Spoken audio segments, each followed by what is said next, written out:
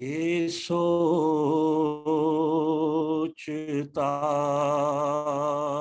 ہوں کہ عابد کا حال کیا ہوگا. بسم اللہ. پسارے سید لولا کا یہ نور العین. کیا کہنا ہے. اکبر. سید لولا کا یہ نور العین اس کا پوتا ہے جس کا شہ بدر حنین. کیا کہنے سبحان اللہ سبحان اللہ. سید لولا کا یہ نور العین اس کا پوتا ہے لقب جس کا شہ بدر حنین. جس کا جد بانی اسلام رسول الثقلین. کیا کہنے ہیں. جس کا جد بانی اسلام رسول الثقلین بن گیا شام میں جو قلب حسن اور حسین. کیا کہنے ہیں. سبحان اللہ سبحان اللہ سبحان اللہ. بن گیا شام میں جو قلب حسن اور حسین. نور پروردہ فضاؤں میں پلے ہیں سجاد. کیا کہنے ہیں. نور پروردہ فضاؤں میں پلے ہیں سجاد. پنجے تن پاک کے سانچے میں ڈھلے ہیں. سبحان اللہ سبحان اللہ سبحان اللہ سبحان اللہ. کیا کہنے ہیں. شکریہ شکریہ. بس میں اسی کے ساتھ میں نظامت کی ذمہ داریاں آج دے رہا ہوں ہمارے بہت ہی فن نظامت پر قدرت رکھنے والی شخصیت جناب توقیر. ماشاء اللہ ماشاء اللہ. شکریہ شکریہ ڈاکٹر صاحب جزاک اللہ.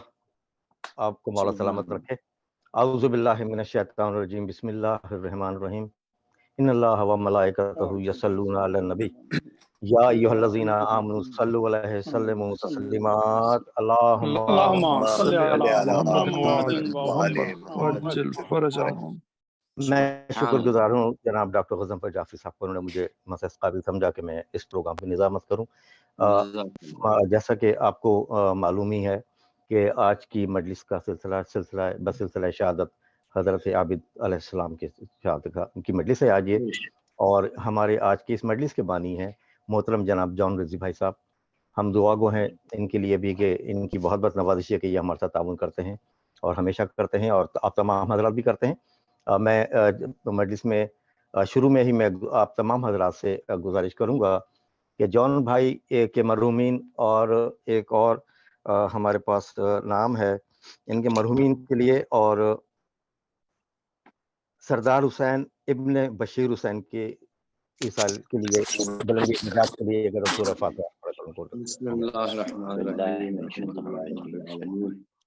الرحمن الرحیم مالک یوم الدین ایاک نعبد و ایاک نستعین اهدنا الصراط المستقیم بسم اللہ الرحمن الرحیم. صراط الذین انعمت علیہم غیر المغضوب علیہم ولا الضالین.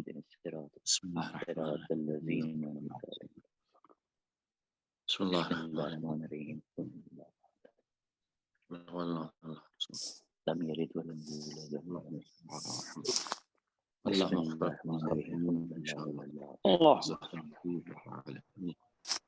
بسم اللہ الرحمن الرحیم.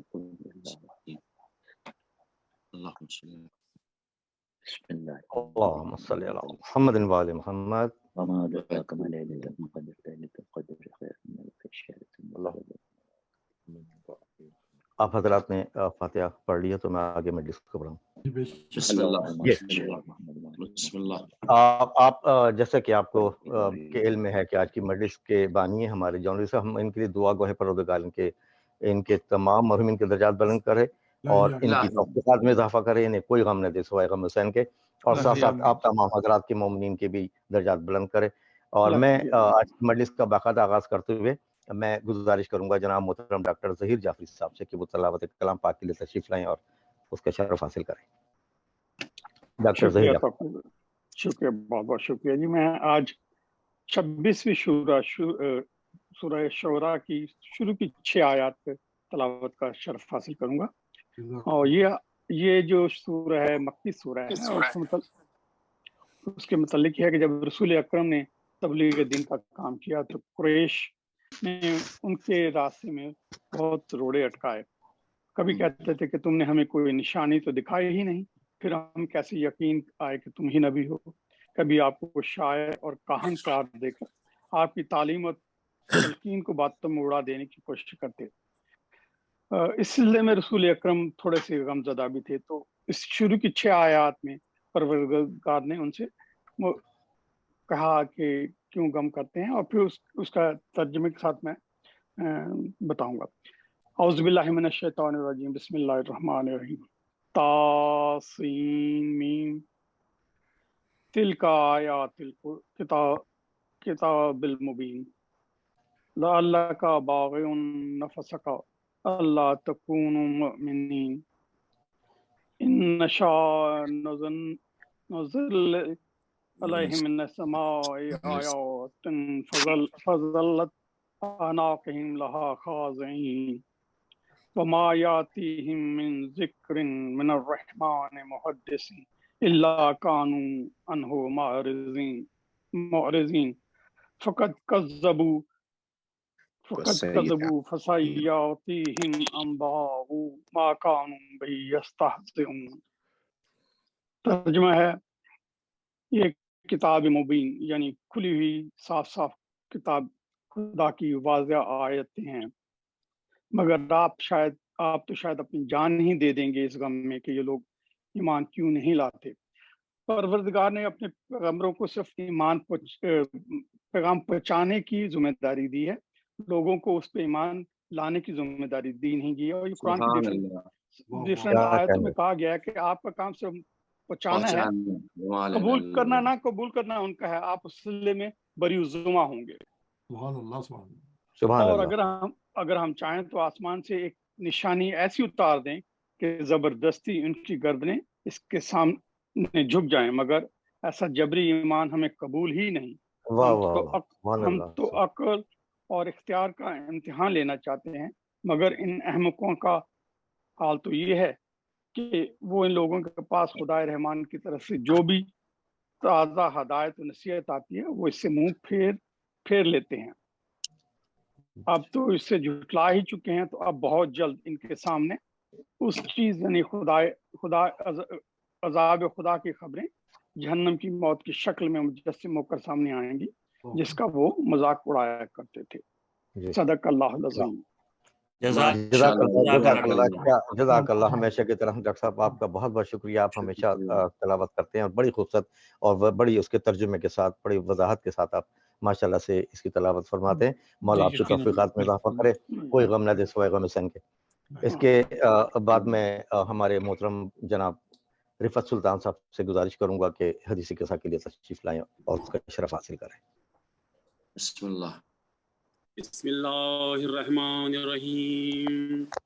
جابر بن عبد اللہ الانصاری عن فاطمہ الزہراء علیہ السلام بنت رسول اللہ صلی اللہ علیہ وآلہ قال سمعت فاطمة انها قالت دخل علی ابی رسول اللہ فی بعض الایام فقال السلام علیک یا فاطمة فقلت علیک السلام قال إني أجد في بدني ضعفا فقلت له أعوذ بالله يا بتاه من الضعف فقال يا فاطمة ائتني بالكساء اليماني فغطيني به فآتيته بالكساء اليماني فغطيته به وسرت أنظر إليه وإذا وجهه يتلألأ كأنه البدر في ليلة تمامه وكماله. اللهم صل على محمد وما كان إلا ساعة وإذا بوالد الحسن قد أقبل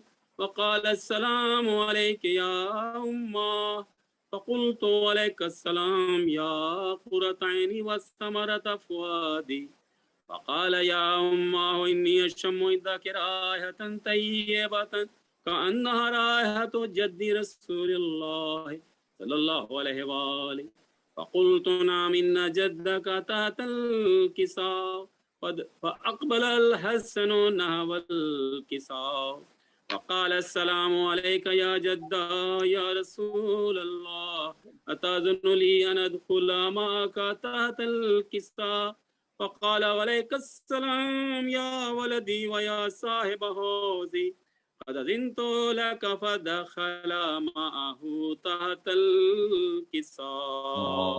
اللهم صل على محمد إلا ساعة وإذا بوالد الحسين قد أقبل وقال السلام عليك يا أمه فقلت وعليك السلام يا ولدي ويا قرة عيني وثمرة فؤادي فقال لي يا أمه إني أشم عندك رائحة طيبة كأنها رائحة جدي رسول الله فقلت نعم إن جدك وأخاك تحت الكساء فدنا الحسين نحو الكساء فقال السلام عليك يا جدا السلام عليك يا من اختاره الله وتأذن لي أن أكون معكما تحت الكساء فقال وعليك السلام يا ولدي ويا شافع أمتي قد أذنت لك فدخل معهما تحت الكساء. اللهم صل على أقبل عند ذلك أبو الحسن علي بن أبي طالب عليه السلام وقال السلام عليك يا بنت رسول الله فقلت وعليك السلام يا أبا الحسن ويا أمير المؤمنين فقال يا فاطمة إني أشم عندك رائحة طيبة كأنها رائحة أخي وابن أمي رسول الله فقلت نعم ها هو مع ولديك تحت الكساء فأقبل علي نحو الكساء فقال السلام عليك يا رسول الله أتأذن لي أن أكون معكم تحت الكساء قال له وعليك السلام يا أخي ويا وسي وخليفتي والصاحب لواي قد أذنت لك فدخل عليهم تحت الكساء. اللهم صل على محمد. ثم أتيت نحو الكساء وقلت والسلام عليك يا أبتا يا رسول الله أتأذن لي أن أكون معكم تحت الكساء قال وعليك السلام يا بنتي ويا بزأتي قد أذنت لك فدخلت تحت الكساء. اللهم صل على محمد.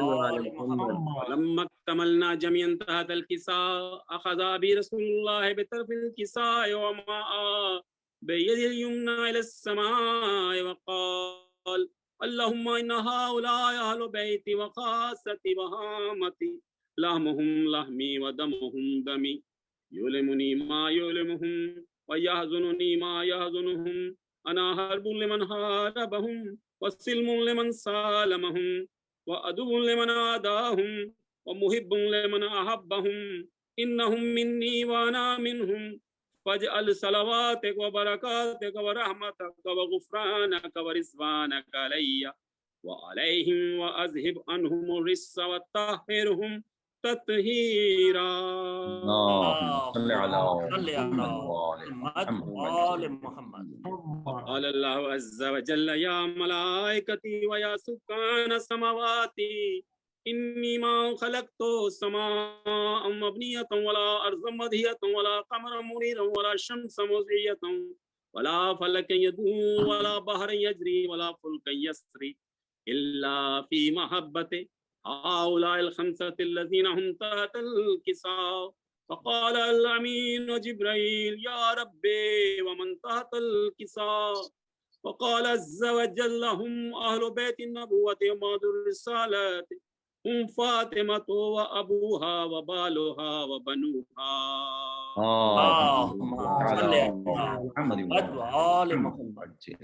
فقال جبريل يا ربي أتأذن لي أن أهبط الأرض ليكون معهم سادسا فقال الله نعم قد أذنت لك فهبط الأمين جبريل وقال السلام عليك يا رسول الله العلي الأعلى يقرأ السلام يخصك بالتحية والإكرام ويقول لك وعزتي وجلالي إني ما خلقت سماء مبنية ولا أرض مدهية ولا قمرا منيرا ولا شمس مضيئة ولا فلك يدور ولا بحرا يجري ولا فلكا يسري إلا لأجلكم ومحبتكم وقد أذن لي أن أدخل معكم فهل تأذن لي يا رسول الله؟ فقال رسول الله وعليك السلام يا أمين وهي الله إنه نعم قد أذنت لك. فدخل جبريل معنا تحت الكساء. اللهم صل على محمد. قال لأبي إن الله قد أوحى إليكم يقول بسم الله الرحمن الرحيم إنما يريد الله ليذهب عنكم الرجس أهل البيت ويطهركم تطهيرا. اللهم صل على محمد وعلى محمد.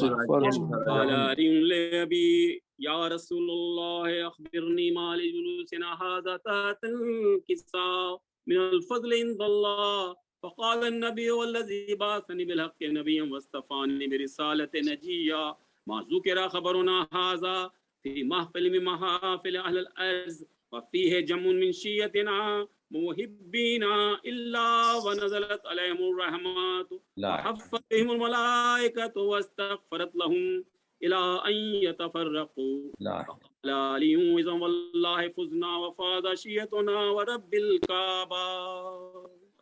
اللهم صل على محمد وعلى محمد. قال النبي ثانيا يا علي والذي بعثني بالحق نبيا واصطفاني برسالة نجيا ما ذكر خبرنا هذا في محفل من محافل الأرض وفيه جم من شيتنا ومحبين وفيهم مهموم إلا وفرج الله همه إلهي ولا مغموم إلا وكشف الله غمه آمين. لا طالب حاجة إلا وقضى الله حاجته. قال علي إذا والله فزنا وسعدنا وكذلك شيتنا فازوا وسعدوا في الدنيا والآخرة ورب الكعبة. اللهم صل على محمد وعلى محمد. جزاك الله جزاك الله. صل على محمد وآل محمد. اللهم صل على محمد وآل محمد وعجل فرجهم. بسم الله الرحمن الرحيم. اللهم إني أسألك بحق محمد وأنت المحمود وبحق علي وأنت الأعلى وبحق فاطمة وأنت فاطر السماوات والأرض وأنت المحسن وبحق الحسين وأنت قديم الإحسان وبحق الأئمة من ذرية إمام الحسين علیہ الصلوۃ والسلام. خدایا شب جمعہ کی رحمتیں اور برکتیں ہم سبھی کو نصیب فرما. برادر عزیز جو کہ بانی مجلس ہیں جون رضوی صاحب کے توفیقات میں اضافہ فرما. ان کے مرحومین کو جوار معصومین میں جگہ عطا فرما. پروردگار اس سال کو سال تعمیر جنت البقیع قرار فرما. تمام مریضوں کو شفاء عاجلہ اور کاملہ عطا فرما. تاکہ زیارت امام حسین ہے بالخصوص 40 میں جانے کے خواہش مند ہے تجھے آقا حسین کی مظلومی کا واسطہ ان کے وسائل آسان فراہم فرما. محمد کے صدقے میں آقا کے ظہور میں تعجیل فرما. شرکائے مجلس ہیں میرے معبود ان کی کوئی خاص دعا ہے تو اس دعا کو قبول فرما. رحمتک یا ارحم الراحمین. اللہم صلی علی محمد. اللہ جزاک اللہ خیر. مولا آپ کو سلامت رکھے. رفعت بھائی کا بھی شکر گزار ہوں کہ انہوں نے خوبصورت انداز میں حدیث قدسیہ کی تلاوت کی. میں اس سے پہلے کہ میں ہمارے ساتھ محترم عابد علی بھائی صاحب سلام کے لیے موجود ہیں ان کو دعوت دوں، ایک چھوٹی سی 4 لائنیں میں اگر آپ کی اجازت ہو تو پڑھنا چاہتا ہوں. سوس میں بیمار کربلا کو ہدیہ کرنا چاہتا ہوں. بسم اللہ. درود پڑھیں محمد و آل محمد.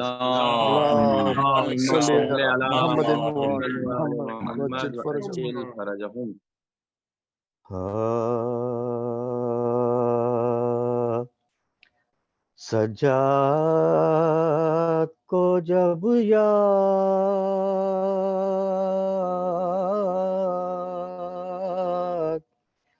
ملالہ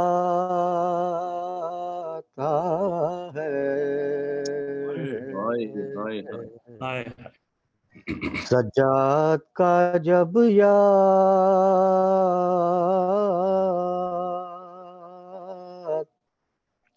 ملال آتا ہے، رونا مجھے اس وقت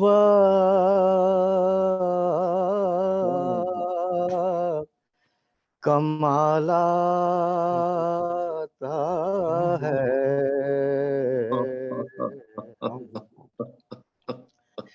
حیوان کو دیکھ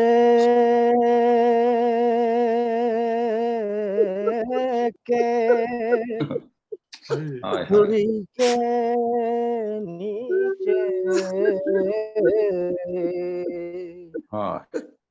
حیوان کو دیکھ کے چھری کے نیچے کہتے تھے کہ بابا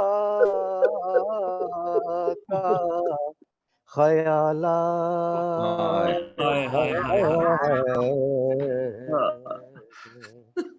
سجاد کا جب یاد،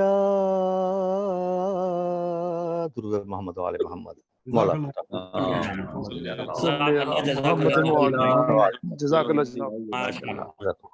اس کے ساتھ ہی میں محترم عابد علی بھائی صاحب کو دعوت دوں گا کہ وہ آ کر سلام ہدیہ کریں مولانا سجاد کو. بسم اللہ. قبلہ مولانا صاحب کی اجازت سے چند اشعار. بسم اللہ عابد بھائی، بسم اللہ. بر محمد و آل محمد صلوات. اللہم صلی علی محمد و آل محمد. مجد فرجہ. یہ سوچتا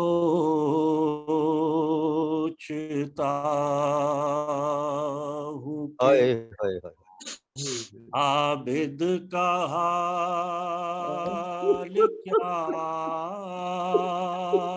ہوگا،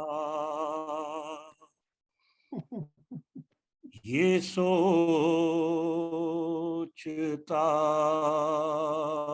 ہوں کہ عابد کا حال کیا ہوگا، اسیر ہو کہ وہ جب شام میں گیا ہوگا، یہ سوچتا ہوں. سنا ہے شام میں جاتے ہی خون رونے لگا،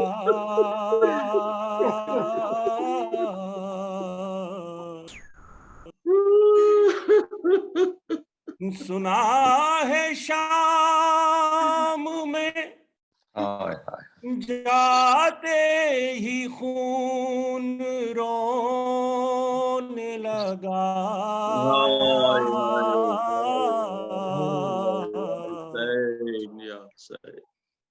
نہ جانے شمر نے اس وقت کیا کہا ہوگا، یہ سوچتا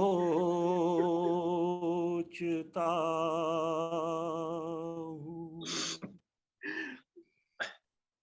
گلے کے توق نے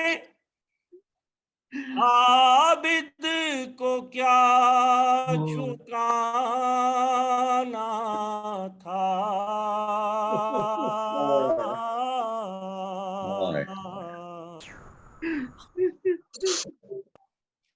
گلے کے توق نے عابد کو کیا جھکانا تھا،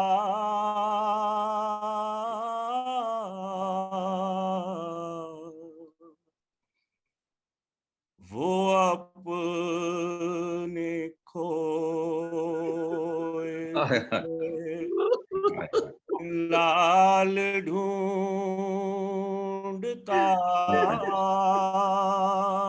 ہوگا یہ سوچتا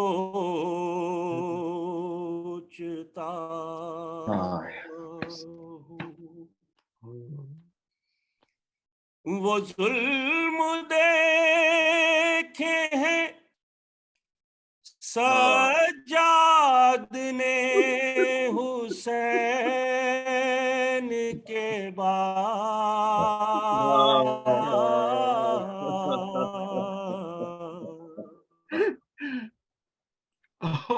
وہ ظلم دیکھے ہیں سجاد نے حسین کے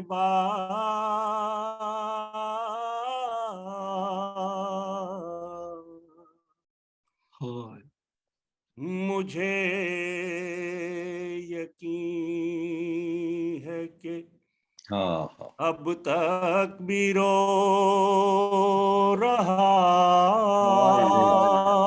ہوگا یہ سوچتا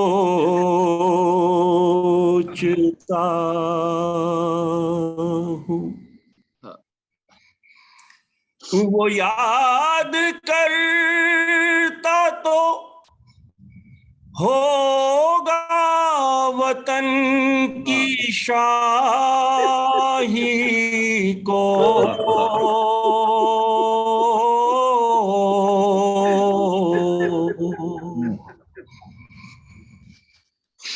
یاد کرتا تو ہوگا وطن کی شاہی کو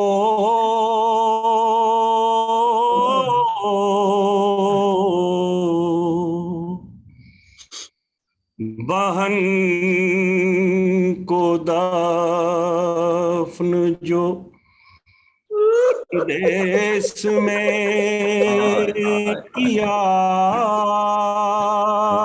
ہوگا اسیر ہو کہ وہ جب شام میں گیا ہوگا یہ سوچتا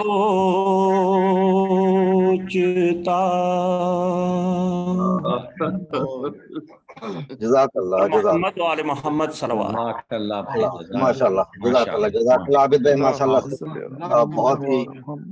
بہت ہی پرگرد آپ نے یہ سلام پیش کیا ماشاء اللہ مولا آپ کے خدمات صاحب اضافہ کرے اور آپ کو بہت زیادہ اجر ثواب عظیم عطا کرے میں اس کے ساتھ ہی میں درخواست گزار ہوں مولانا سید ریحان حیدر زیدی صاحب سے کہ وہ ممبر پر تشریف لائیں اور مجلس افتتاح فرمائیں مولانا ریحان حیدر زیدی صاحب جی شکریہ رحم اللہ من قرأ سورۃ الفاتحہ بسم اللہ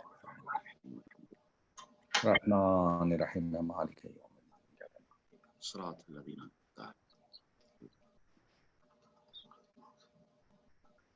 اللهم صل لا حول ولا قوة إلا بالله العلي العظيم بسم الله الرحمن الرحيم الحمد لله رب العالمين الصلاة والسلام على أشرف الأنبياء والمرسلين سيدنا ونبينا ومولانا أبي القاسم المصطفى محمد اللهم صل على محمد وآل محمد وعلى آله الطيبين الطاهرين المعصومين المظلومين الذين أذهب الله عنهم الرجس وطهرهم تطهيرا اللهم صل على محمد وآل محمد قدر فرجهم ولعنة الله على أعدائهم أجمعين من ليلنا إلى قيام يوم الدين. أما بعد فقد قال المعصوم عليه الصلاة والسلام بسم الله الرحمن الرحيم من تقدم في الدعاء استجیب له اذا نزل به البلاء. صلوات پڑھ دیں محمد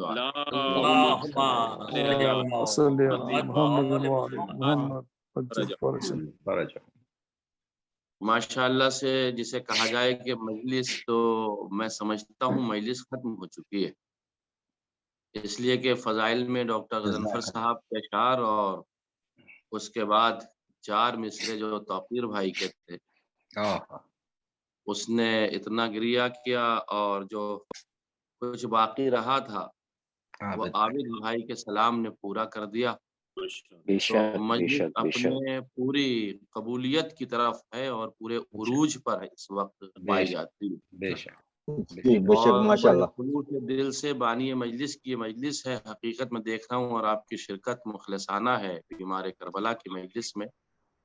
تو اتنا گریہ اور اتنا بہترین طریقے سے جو آغاز ہوا ہے مجلس کا، واقعاً ایسا لگ رہا ہے کہ جیسے اہل بیت علیہ الصلوۃ والسلام ہمارے ساتھ میں تشریف فرما ہیں اور وہ مجلس میں حاضر ہیں.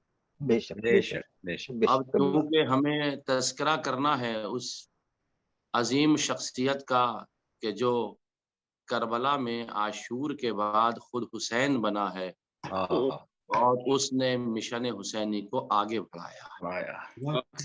ہمارے آقا و مولا امام زین العابدین سید الساجدین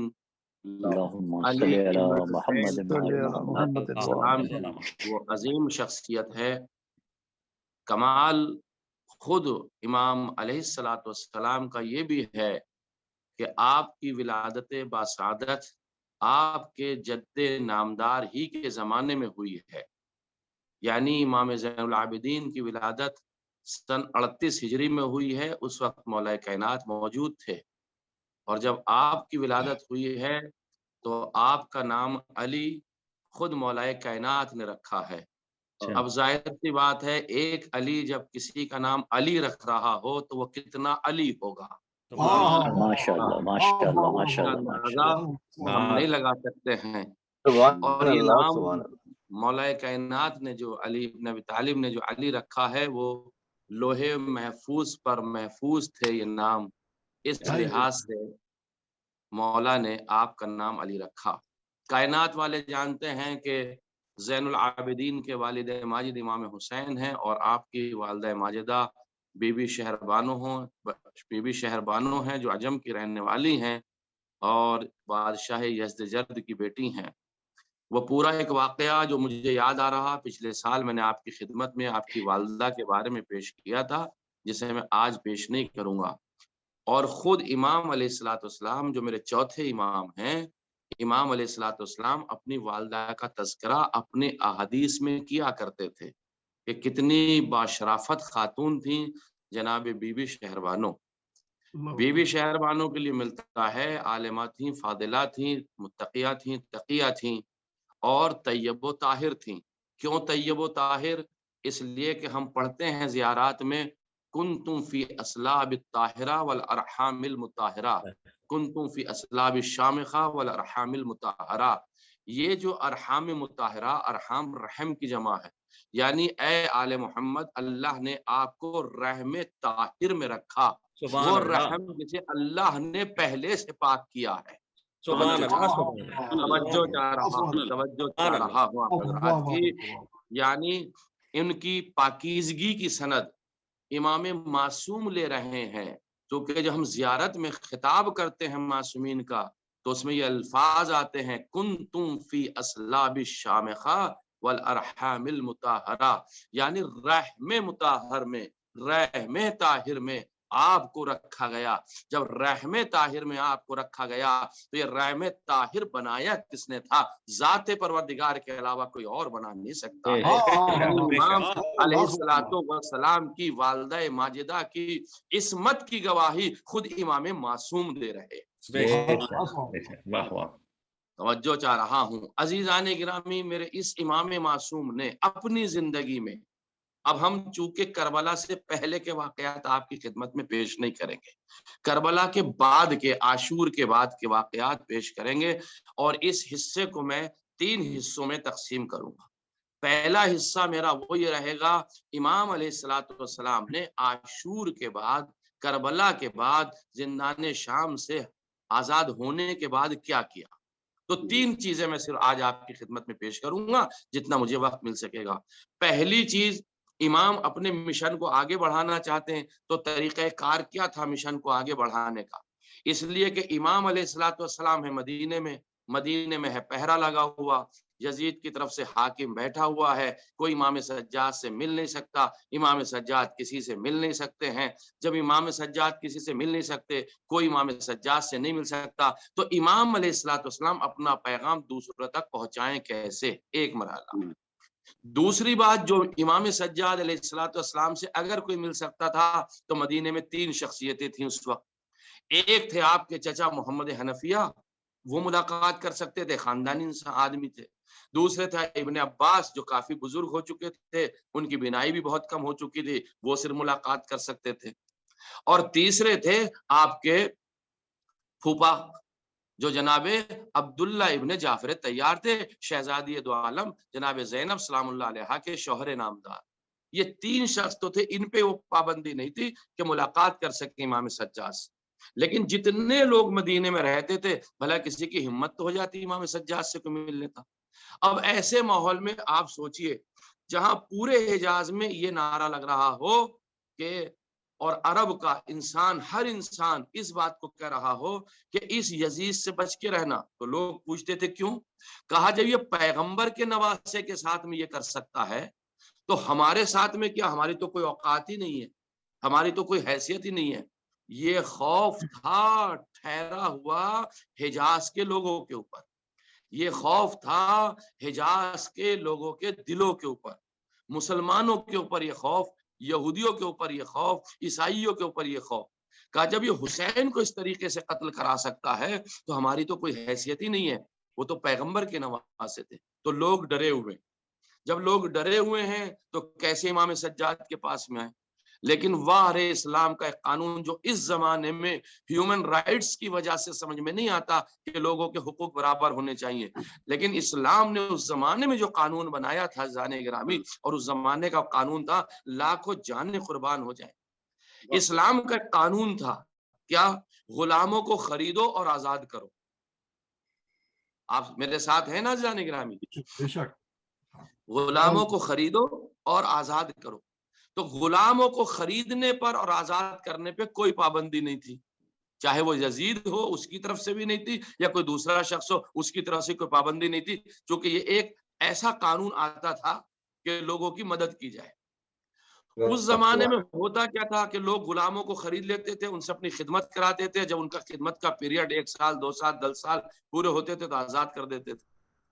उसमें एक शोभा ये भी पाया जाता था कि किसी के गुलाम को खरीद लो उसके आका से और उसे आजाद कर दो, तो गुलाम को खरीदने का सवाब मिल जाता था, गुलाम आजाद हो जाता था।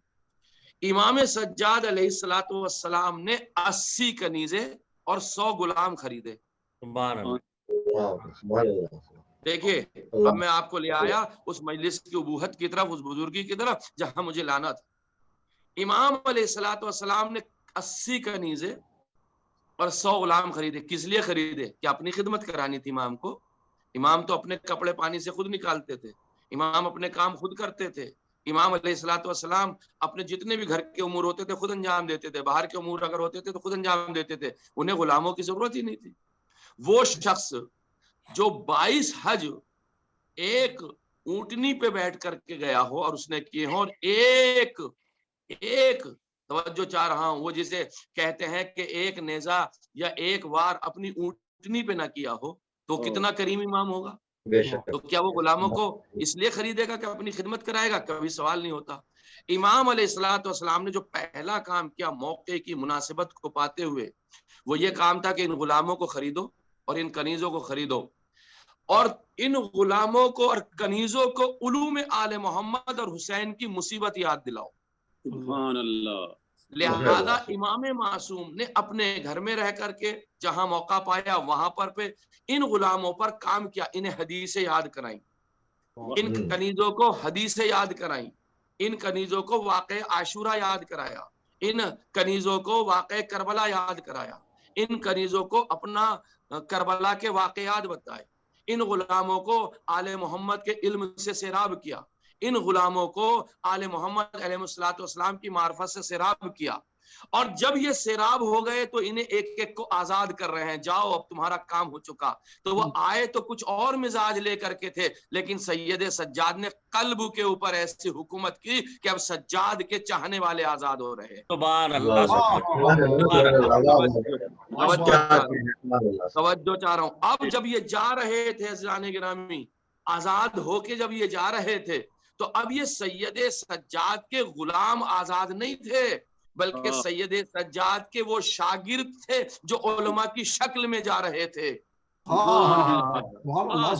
وہ کنیزیں تھیں، یہ کنیزیں نہیں تھیں، وہ شاگردہ تھیں جو عالمہ کی شکل میں سجاد کے گھر سے نکل کے آزاد ہو رہی تھی۔ اب اگر یہ یمن جاتی تھی تو کہتی تھی سید سجاد نے یہ فرمایا، یہ مصر میں گئے تو انہوں نے کہا مولا امام سجاد نے یہ کہا، یہ مکے میں گئے تو انہوں نے کہا مولا سجاد نے یہ بیان فرمایا، یہ شام میں رہے تو انہوں نے تبلیغ عاشورہ کی۔ یہ وہ شخصیت تھی امام سجاد کی جس نے 100 غلام اور 80 کنیزوں کو آزاد کر کے کربلا کو عام کیا ہے۔ پہلا مرحلہ اب ان کے ذریعے سے پہنچا ہے دین محمدی، یعنی ایک چھوٹا سا مکتب، چھوٹا سا مدرسہ ان کنیزوں کی شکل میں۔ اچھا سب کو ایک ساتھ نہیں، ایک ایک دو دو کر کے، 10 5 5 کر کے اس طریقے سے خریدا، اور اس طریقے سے خرید کے ان کو سکھایا، سکھا کے انہیں آزاد کیا۔ پھر یہ پورے جب پھیلے ہیں چاروں طرف گئے ہیں زانے گرامی، تو انہوں نے دین محمدی کو آگے بڑھایا ہے، دین اسلام کو۔ وہ جو کہتے ہیں نا کہ کربلا کے بعد زینب و سجاد نے دین کو پھیلایا ہے، دین کو بچایا ہے اور لوگوں تک پہنچایا ہے، وہ یہی طریقہ کار رہا ہے جو میں آپ کی خدمت میں پیش کر رہا ہوں۔ ایک چیز امام نے غلام خریدے، انہیں اپنا اسٹوڈنٹس بنایا، انہیں اپنا طالب علم بنایا، انہیں پھر عالم بنا کر بھیجا، یعنی آئے تھے فقیری کے ذہن میں وہ سب۔ توجہ چاہ رہا ہوں، اسے کہتے ہیں امام، آئے تھے غلامی کی شکل میں سارے کے سارے، لیکن جب گئے ہیں تو آزاد ہو کے گئے ہیں۔ جوہلا آئے تھے عالم بن کے گئے ہیں، بے معرفت آئے تھے با معرفت گئے ہیں۔ یہ کرشمہ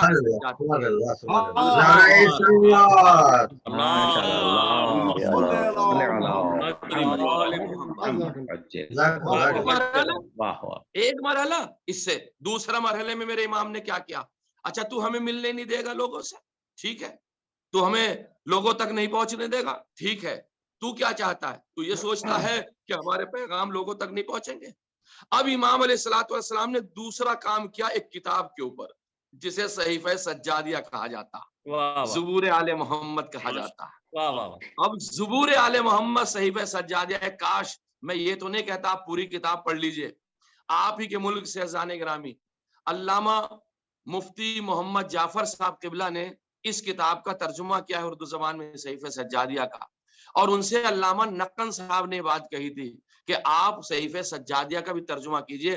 آپ نے نہج البلاغہ کا کیا، آپ نے قرآن کا کیا، آپ نے اصول کافی کا ترجمہ کیا، فروع کافی کا ترجمہ کیا، آپ نے اتنے ترجمے کیے ہیں، تو آپ صحیفہ سجادیہ کا بھی ترجمہ کیجئے۔ تو کہتے ہیں مجھے اتنا وقت تو نہیں، لیکن میں نے بزرگ تھے، میرے بزرگ تھے، میں نے ان سے قبول کر لیا کہ چلیے میں صحیفہ سجادیہ کا ترجمہ بھی کر دیتا ہوں۔ تو علامہ مفتی محمد جعفر صاحب مقدمے میں لکھتے ہیں صحیفہ سجادیہ کے، جو میں نے خود پڑھا، کسی سے سنا نہیں، پڑھ کے آپ کی خدمت میں پیش کر رہا ہوں۔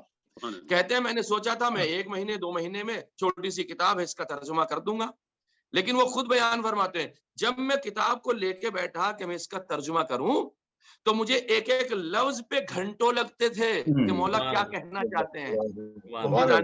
توجہ چاہ رہا ہوں، یعنی اتنی معرفت سے بھری ہوئی کتاب تھی صحیفہ سجادیہ کہ ان کو 1 سال لگا ایک کتاب کے ترجمہ کرنے میں اور وہ الفاظ کا انتخاب کرنے میں کہ اردو کا صحیح معنی یہاں پر کون سا آئے گا۔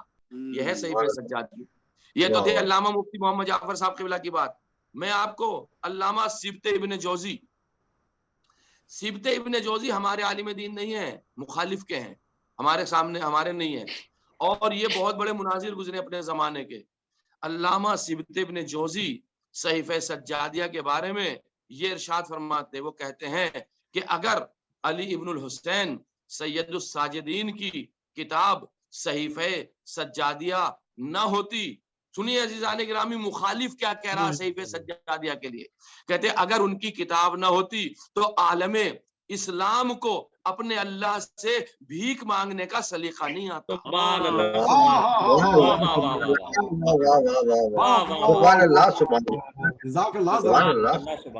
یہ ہے صحیفہ سجادیہ جو امام زین العابدین کی، لوگ اسے بیمار سمجھتے رہے اور وہ دنیا کا علاج کرتا رہا۔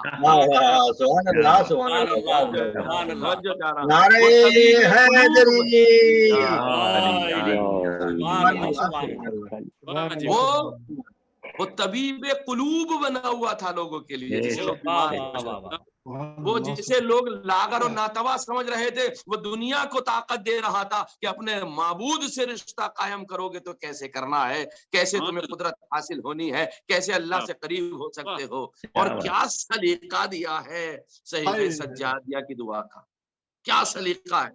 امام معصوم ارشاد فرماتے ہیں، سنیے، من تقدم فی الدعاء استجیب لہ اذا نزل بہ البلاء، جو شخص مصیبت کے نازل ہونے سے پہلے دعا کرتا ہے تو مصیبت پڑنے پر اس کی دعا قبول ہو جاتی ہے۔ کتنی معنوی ہے، کتنی معنویت ہے اس جملے کے اندر، ملاحظہ فرمائیے عزیزان گرامی، اس پہ تو میرا خمسانی اشرے کر سکتا ہوں میں صحیفہ سجادیہ کے اوپر۔ ملاحظہ فرمائیے، امام ارشاد فرماتے ہیں، اور یہ جملہ تو چھٹے امام کا، آپ نے ارشاد فرمایا کہ اچھا انہوں نے بھی تو جو علم لیا اپنے بابا سے، انہوں نے لیا امام سجاد سے، تو سلسلہ وہی ہے پورا۔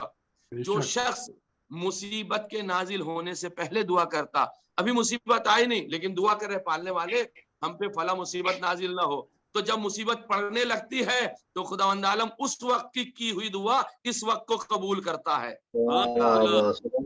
سبحان اللہ، کیا کہنے، ضروری نہیں ہے کہ جب ہم دعا کر رہے ہوں اسی وقت قبول ہو جائے، اللہ اپنے اسٹور میں، اپنے ذخیرے میں اس دعا کو رکھتا ہے، اور جب مومن کو ضرورت ہوتی ہے قبولیت کا شرف دے کے مومن کی طرف بھیج جاتا ہے، بھیج دیتا ہے کہ اب ہم نے تیری دعا کو قبول کر لیا ہے۔ اب سنیے، اب میں مفتی محمد جعفر صاحب قبلہ نے جو حاشیہ لکھا اس میں سے ایک چیز دعا سے متعلق، چونکہ امام کی دعا صحیفہ سجادیہ وہ تاریخ رہے گی پھر کبھی آپ کی خدمت میں، آپ فرماتے ہیں، آپ ایک صلوات پڑھیں محمد و آل محمد۔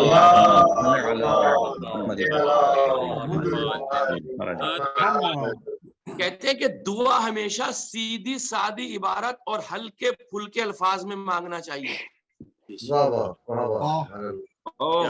بڑا قیمتی جملہ ہے جی میرا، یہ سیدھے سادے الفاظ، پالنے والے معاف کر دے، پروردگار رزق عطا فرما، بڑے سیدھے سادے الفاظ۔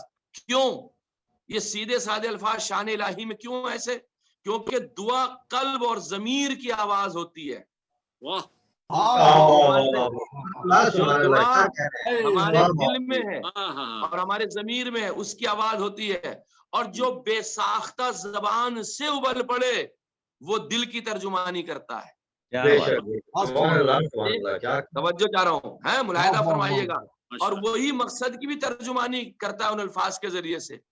اور عزیزان گرامی ملاحظہ فرمائیے، اسی لیے کہا جاتا کہ بناوٹ اور تکلف کی جھلک آتے ہی عاجزی اور انکساری ختم ہو جاتی ہے۔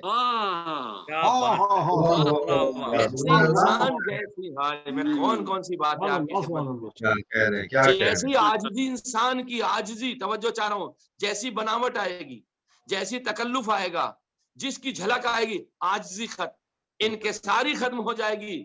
جب انکساری اور عاجزی ختم ہو جائے گی تو عبد اور معبود کے درمیان کا رشتہ ٹوٹ جائے گا۔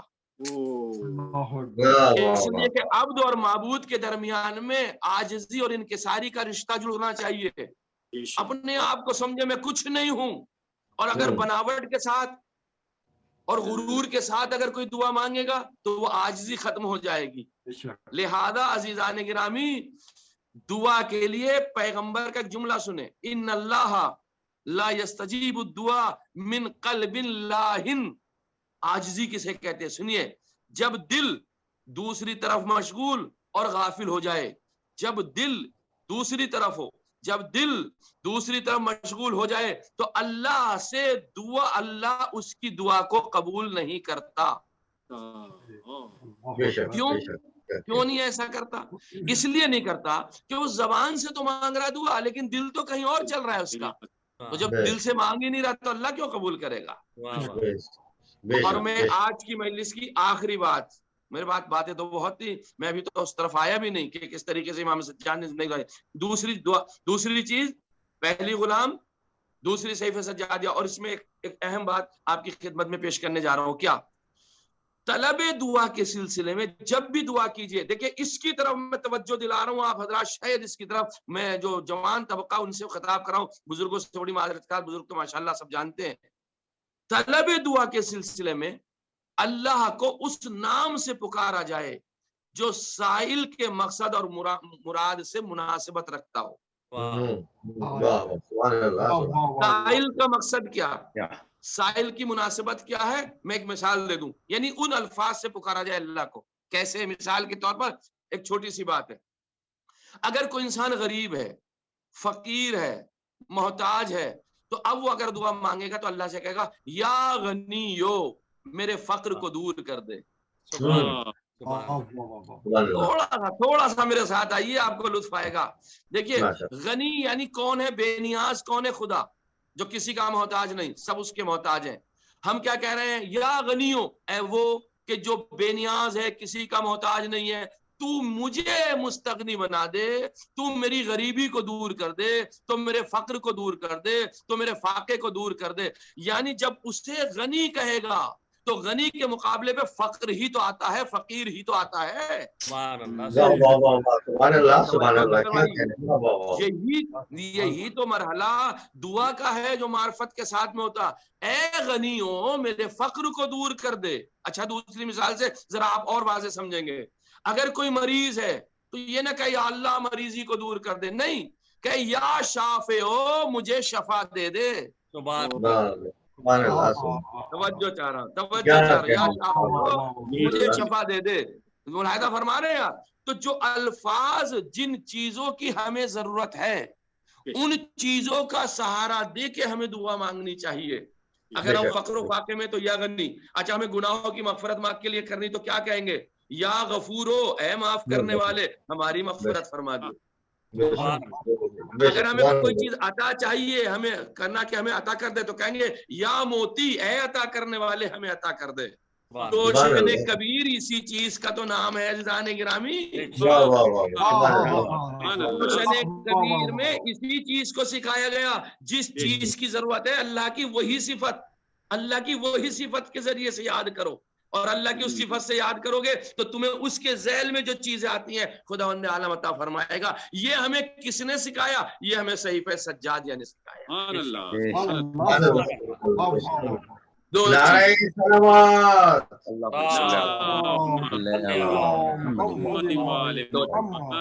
اور تیسری چیز میں نے یہ سرخیاں پیش کر دی، تیسری چیز میرے مولا نے کیا کی اپنی لائف میں، اپنی زندگی میں؟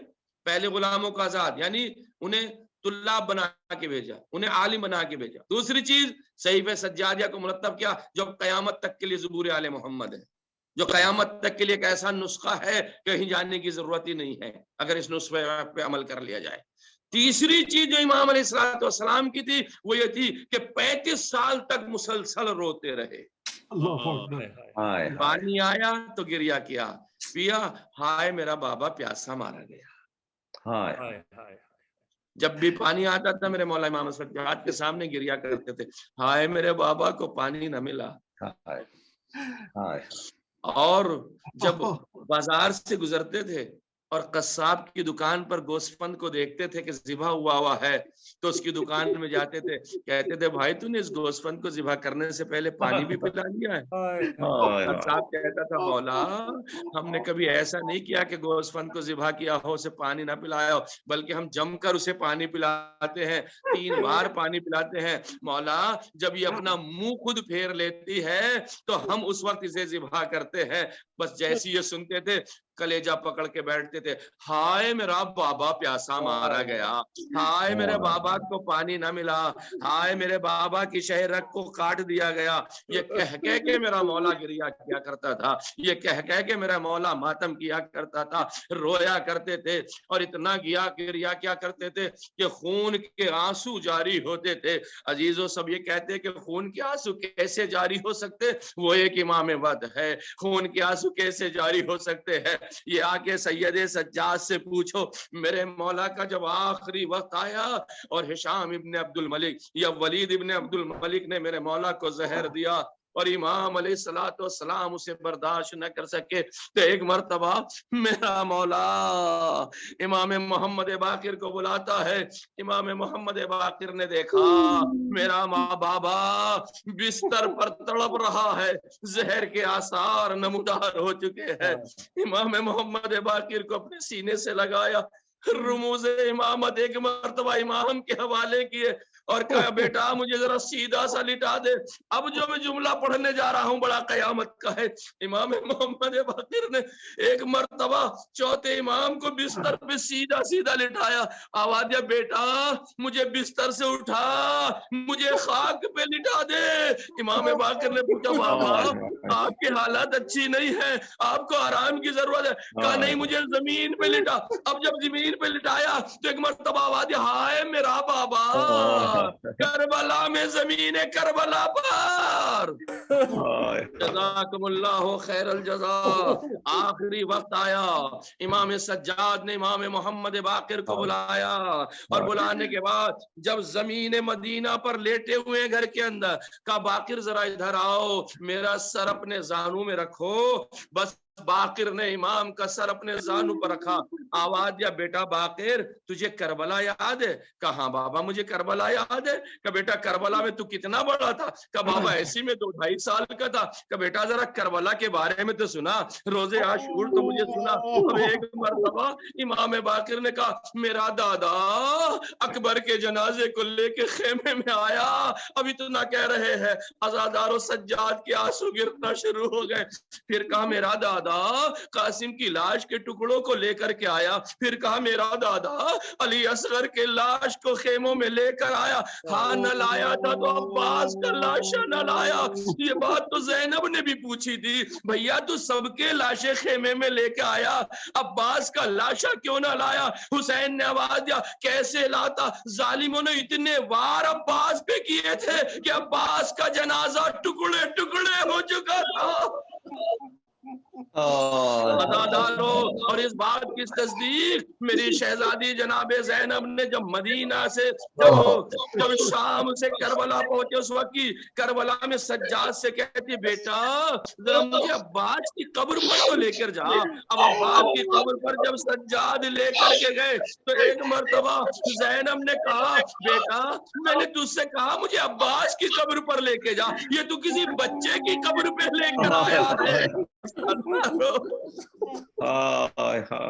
आप समझ गए होंगे ज़ैनब की तरफ इशारा कर रही हैं, बस बाकिर करबला सुना रहे हैं। हाँ, फिर उसके बाद कहते हैं, बाबा मेरे दादा को मैंने देखा, जुलजना से जमीन करबला पर गिरा, शिमरे मलऊन आगे बढ़ा, खंजर लिया, हुसैन का गला। अब सज्जाद रोते जाते बस एक जुमला मसाइब का पढ़ूंगा, कितना गैरतमंद है सज्जाद, आखिरी लम्हात है। बस बाकिर ने जब मरसिया पढ़ा, बाकिर ने जब मुसीबत पढ़ी, बाकिर ने जब मसाइब पढ़े, आखिरी जुमला पढ़ा, इमाम कहते जरा और सुनना, का बाबा शामे गरीब आ गई, खेमे जला दिए गए, मेरी बीबी ज़ैनब की चादर छीन ली गई। भाई इतना कहना था, आखिरी सांस सज्जाद ने ली और रूह कव्वसे उनसुरी से परवाज कर गई। मेरा मौला बाकिर रोया, हाय बाबा हम यतीम हो गए, हाय बाबा लौजादारो सज्जाद मारे गए, सज्जाद दुनिया से रुखसत हो गए। अला वलानतुल्लाह على قوم الظالمين سيعلم الذين ظلموا أي منقلب ينقلبون ما تم سيد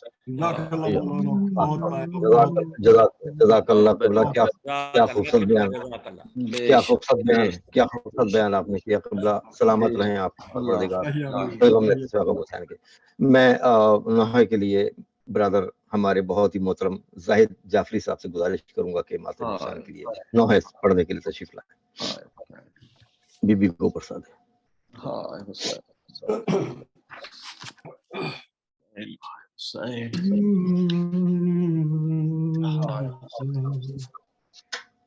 تابوت ہے یہ لوگو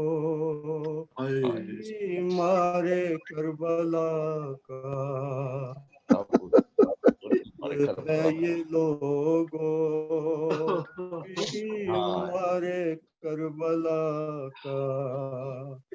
زہرا چلی لہد سے، زہرا چلی لہد سے، زہرا چلی لہد سے، پڑھتی ہوئی یہ نوحہ. تابوت ہے یہ لوگو بیمار کربلا کا.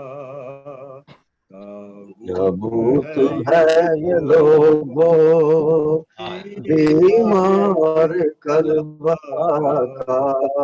تابوت کو اٹھانے آئے نجف سے حیدر، سر پیٹتی ہے زہرا گریا کنا پیمبر. سر پیٹتی ہے زہرا گریا کنا پیمبر. دیتی ہے پرسہ زینب شبیر کے پسر کا. تابوت ہے یہ لوگو بیمار کربلا کا. تابوت ہے یہ لوگو بیمار کربلا کا. باد حسین جس نے ہر گام غم اٹھایا، روز اجل کا وعدہ بیمار نے نبھایا. روز اجل کا وعدہ بیمار نے نبھایا. بے کا ماتمی تھا اب ماتمی ہے کنبا.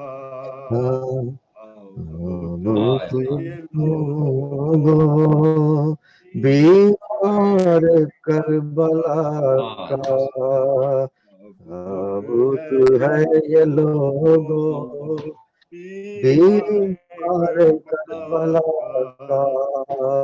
صابر پدر کے بیٹے نے صبر یوں دکھایا، گرے اردو کے کھا کر شکوہ نہ لب لایا. گرے اردو کے کھا کر شکوہ نہ لب لایا. صدیوں سے یہ گواہی خود دے رہا ہے رستہ. تابوت ہے یہ لوگو بیمار کربلا کا. تابوت ہے یہ لوگو بیمار کربلا کا. کیا دیکھا شام جا کر بیمار کربلا نے، اس غم میں زندگی بھر بہتے تھے خون کے دھارے. اس غم میں زندگی بھر بہتے تھے خون کے دھارے ایسے چلا جنازہ کرتی ہے موت گریا تابوت ہے یہ لوگ بیمار کربلا کا تابوت ہے یہ لوگو بیمار کربلا کا زنجیر کر رہی ہے اس غم میں نوح اب تک ہے توک اور بیڑی کے زخم تازہ اب تک ہے توک اور بیڑی کے زخم تازہ اب تک زخمی نے سر دیا ہے دیکھو کفن نہ پایا تابوت ہے یہ لوگو بیمار کربلا کا تابوت ہے یہ لوگو بیمار کربلا کا ساجد تیرے قلم نے ثابت یہ کر دیا ہے لکھتا ہے تو جو نوح جاد کی عطا ہے لکھتا ہے تو جو نوح سجاد کی عطا ہے جس کے کرم سے زاہد پڑھتا ہے روک نوحہ تابوت ہے یہ لوگو بیمار کربلا کا تابوت ہے یہ لوگو بیمار کربلا زہرا چلی لہد سے زہرا چلی لہد سے زہرا چلی لہد سے پڑتی ہوئی یہ نوحہ تابوت ہے یہ لوگو بیمار کربلا جزاک اللہ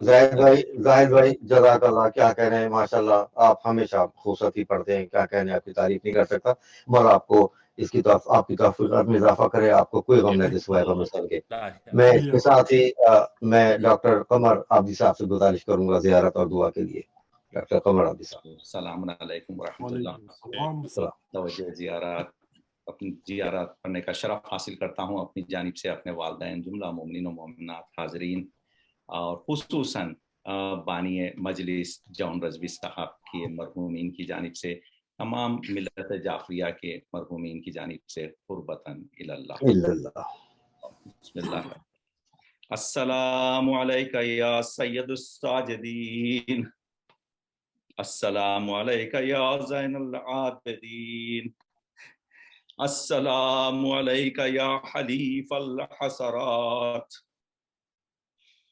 السلام علیکہ یا زفنات السلام علیکہ یا صاحب العبرات السلام علیکہ یا سیر القربات السلام علیکہ یا آدم آل العباد السلام علیکہ یا ابن قامس اہل الکساء السلام علیکہ یا ابن سید الشہداء السلام علیکہ یا امادت اتقیاء السلام علیکہ ورحمۃ اللہ وبرکاتہ السلام علیکہ یا ابا عبداللہ السلام علیکہ یا ابن رسول اللہ السلام علی الحسین وعلی علی ابن الحسین وعلی اولاد الحسین وعلى أصحاب الحسين وعلى أنصارك المستشهدين مع الجميع ورحمة الله وبركاته.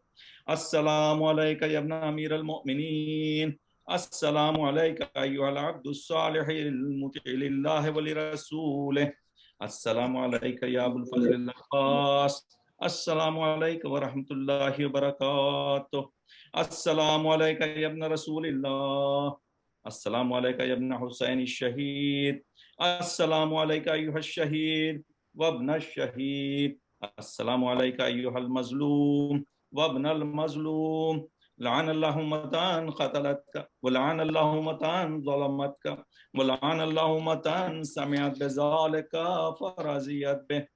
السلام عليك يا غريب الغرباء. السلام عليك يا مغيث الشيا وزوار في يوم الجزاء.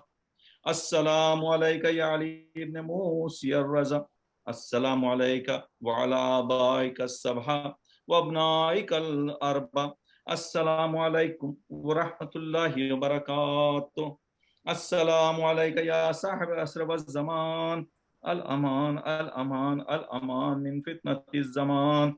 السلام عليك يا إمام زماننا هذا. أجل الله تعالى فرجك وسهل الله تعالى مخرجك وظهورك. السلام علیکم ورحمۃ اللہ وبرکاتہ. شریک ہو جائیے اس میں. اللہم ولیک الحجۃ ابن الحسن صلی اللہ علیہ وآلہ فی هذه الساعة وفی كل ساعة ولیا وحافظا وقائدا وناصرا ودلیلا وعینا حتی تسکنہ ارضک وتمتعہ فیہا طویلا برحمتک یا ارحم الراحمین. اللهم صل على محمد وعلى محمد. اللهم جزاک اللہ جزاک اللہ ڈاکٹر صاحب مولا آپ کی توفیقات عطا کرے. کوئی غم نہ دے صبح غم سے پروردگار صحت تندرستی عطا فرمائے. ہم شکر گزار ہیں ناظرین آج کی اس مجلس کے بانی کے جنہوں نے ہمارے ساتھ تعاون کیا اور ہم میں شکر گزار ہوں قبلہ کا بھی. انہوں نے جس خوبصورت انداز میں مجلس پڑھی ہے ماشاءاللہ سے روح تازہ ہو گئی. کیا خوبصورت ان کے فضائل مولا سجاد کے اور مسائب ان کے پڑھے. مولا ان کی توفیقات میں بھی اضافہ کرے. ہم اس کے ساتھ ساتھ میں اس مجلس کا تمام تر ثواب جو ہے میں ہدیہ کرتا ہوں آخری امام زمانہ کو اور ہمارے جو آج کے بانیان ہیں ان کے تمام مرحومین کے پروردگار جو ہے درجات بلند کرے اور ان کو جنت الفردوس میں جگہ دے. آپ تمام حضرات کے مرحومین کے بھی درجات بلند کرے پروردگار. تمام حضرات کا شکریہ. میں شکر گزار ہوں اپنی طرف سے اور اردو فاؤنڈیشن کی طرف سے. میں آخری لمحات کے لیے اور آخری کلمات کے لیے میں ڈاکٹر غضنفر جعفری صاحب سے درخواست کروں گا کہ وہ مجلس کا اختتام کریں. ڈاکٹر غضنفر جعفری صاحب. جی توقیر صاحب ماشاءاللہ آپ نے بہت ہی خوبصورت انداز سے وضاحت فرمائی. مولا فرمائے اور خانوادے پہ تمام اپنی رحمت نازل فرمائے. آمین آمین. ایک بار پھر مشکور ہوں ہمارے جون صاحب کا کہ جنہوں نے آج کی اس مجلس کا انعقاد کیا اور تمام ذاکرین اور سامعین جو تشریف لائے. سوچتا